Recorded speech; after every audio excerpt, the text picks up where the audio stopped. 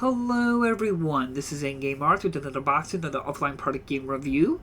This is Darkwood for the PlayStation 4, but being played and tested on my PlayStation 5. To jump right into it, this physical copy here comes with the update version 1.06 on disc, but sadly there was an update available. This update size was 3.2 gigabytes big and will take you to version 1.11 since the time making this video. Now, like always, I play all my games completely offline with an unregistered account, and I didn't experience any mass game-breaking bugs or issues throughout my playthrough. I did have once the game crash on me when I was talking to the trader, but that was only the significant one that was like progression stopping. Didn't affect my flow, I just restarted the game and there was no issue.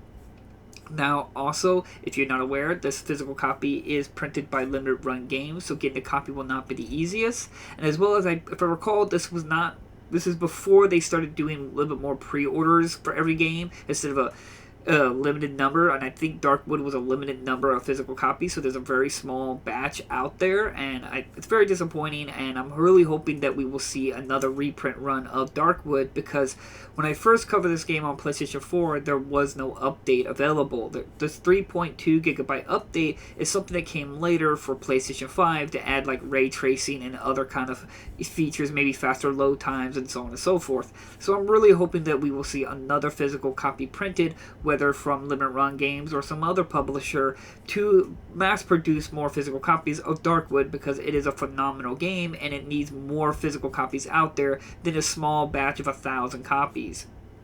Now, in terms of other performance, I've already mentioned that I had the game crash once on me. The other one you're probably going to notice is that I did have some slight stuttering throughout the experience of my game. It usually did it when it was like an audio cue, like a stick breaking or some kind of distant sound effect. It's very random. It didn't happen every single time an audio cue happened, but as I played through, I noticed that stuttering kind of decreased when I was getting further through the game. This is maybe because I was getting used to the stuttering or just wasn't really noticing it anymore, but that's probably going to be one of the other performance issues you're going to see throughout the experience of the game. The other one was not really a performance issue, but it's an awareness subject, that the game has very small text and a very small HUD, so if you're someone who sits further from your TV screen or monitor, you're probably going to be having a big issue trying to read small text and look at what you're moving around and picking up through that small little HUD. I really would wish they fixed this up for the console version, because I mean, this is clearly primarily meant to be designed on PC, because you gotta remember Darkwood is an indie game and they don't got all the resources and means to be able to make many variations for consoles and PCs and so forth. But I really wish they would have, at least even for PCs and consoles, whatever, it's good to always have options of having bigger HUD or bigger text, because I mean, it does have some small text. Even with me sitting right by it, it can be pretty difficult if you don't have the best eyesight in the world. Other than that, I did have enemies sometimes get stuck to each other or stuck in an environment and they just kind of just stood there.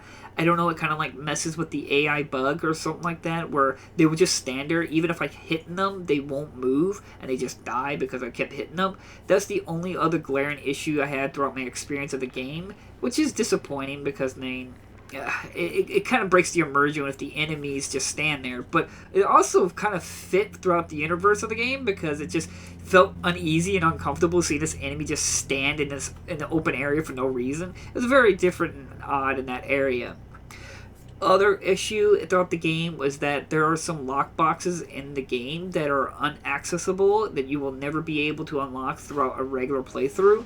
And these are one lock box that's right by your hideout, your first hideout, and there's two lock boxes by the Wolfman. Now, if you don't know, the first lock box is a preset code, and this code was provided to people who supported the Kickstarter, which, again, I don't mind that for people to say thank you for those people who supported the game, but the fact you did not include any form of access code somewhere in the game for people who maybe bought the game later or wasn't even aware about the Kickstarter or anything like that, I'm not a big fan of how developers do this, where they especially treat the people who Patreon or whatever, or Kickstarters for that project. Not saying you can't be thankful for the people who support it, but after you've released the game, try to provide some way from that Kickstarter stuff to be accessible to people who come later to the game. It makes it where you have a lockbox that is inaccessible and unopenable unless you look up online. Same thing with the Wolfman. The Wolfman will have 2 lock boxes. There is literally impossible to solve these lock boxes because the code is random, and the only way you're going to be able to find out is if you played it on PC and you had to go onto the access files and find those particular files in your playthrough to see what the number code is. I don't know why they designed it that way, where there's just these inaccessible chests. I get that that's probably more realistic, but as a gameplay design, that's not a good idea, because I remember when I first played this game, I remember spending like 3 to 4 hours trying to look for these codes for the hideout and these Wolfman, and I eventually got tired of it and went online, and I realized that I just completely wasted my time, because game design wise, you don't put these kinds of stuff in games that are inaccessible within the game. It has to be accessible in the game, not outside the game. So that is a bit of a mini rant on that. The other really issue is that this game is not really too difficult unless you exploit the no death penalty, where the game has 3 difficulties, where you have the normal difficulty where you die, you leave your items behind, and then the second difficulty, which is like hardcore, where you have a set number of lives, and the nightmare difficulty is permanent death, where you die once, you have to start all over. Well, on the lowest difficulty, which I do recommend, because I don't recommend the other ones, because it could really ruin your experience if you have to run through the game all over again because you lost all your lives. There's no real punishment. The only thing is if you die, you leave behind your items. But at nighttime, when you're trying to survive the night, you could really take advantage of this, because you could just die at nighttime and then just wake up during the day, and there's really no loss because your resources are right by you. Now, you do lose a little bit of money that you could have gained from the trader, but once you've learned the game and learned what resources you really do need and don't need, you have plenty of money. Like, I had, like, with the traders, I had, like, 3,000 reputation in cash with these characters. So it's like, once you've known what is usable and what's not usable, it's not really an issue. As well as that, there is a bigger problem that there's too many items in this game that really are kind of useless, especially if you compare it to other items, like, let's say, the flashlight and the lantern. There's really no reason for the flashlight in this game.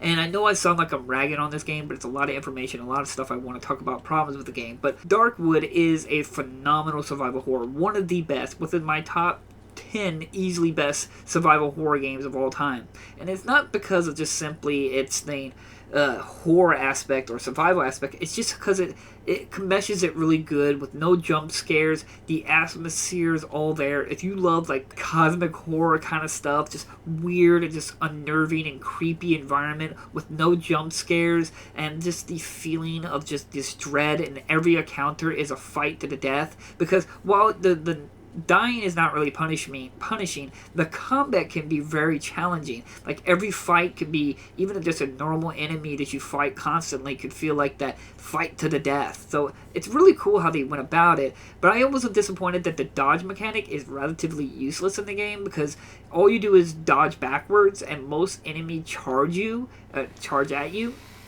and there's no benefit in jumping backwards unless particular one enemy, and I'm trying to avoid spoilers with this game, because this is one of those games you really need to go into as blind as possible with no information about the game, because that's the overall experience. So you're not going to see too much in video, and I'm not going to talk too much about the overall aesthetic of the game. But one of the bigger key things about the game is that the game is randomly generated. So every time you play the game or start a new save, the level is changed. The environments are moved around, placed locations and stuff like that. So you always will have a new experience every time you play it. And I enjoyed the survival aspects of the game significantly. Every time I ran to the game, it got better at the game, and managing my resources, planning out my night and trying to survive that night and everything like that, filling up my generators, getting my supplies, it was all just so rewarding. And when you finally go back out to the day and you have to be thinking like, okay, where I'm going to go, what are my resources I need on this run, what am I going to gather,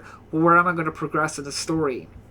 It's all so very well done, and it's easy to get onto the game because of a lot of the flaws, like I pointed out. But again, it is an indie game, and therefore it's made by like 3 or 4 people for what it is and how much it offers and what it is done, and basically shows how a game doesn't need jump scares, and how survival horror and the aspects of trying to survive, and game having just even normal enemies you see all the time, but that enemy is so terrifying, even the first time or the 100th time you fought them, because then you feel like that at any moment you the player can mess up, and then you could lose your progress. Like I said, they drop your items, or if you're playing with like extra guys in a higher difficulty, it can be very a suspense, and just a feeling of just like, wow, okay, this is a fight for survival, which I greatly like. And I really want to encourage people to look into this game, but since like the limited print run and everything like that, it's going to be quite difficult, which in most part, I hopefully we can see another physical copy down the road. But getting it digitally in whatever way you want, GOG or Steam or wherever marketplace, I highly recommend you check out a game, because it is phenomenal. And I'm really glad I finally came back and played this game, because it's one of my most favorite survival horror games. And even when I came back and started recording this video for gameplay video and everything like that, I was having fun. But anyway, thank you all so much for watching. I will try to leave links down in the description if you're interested in a copy, and I'll see you all in my next unboxing video. Bye-bye!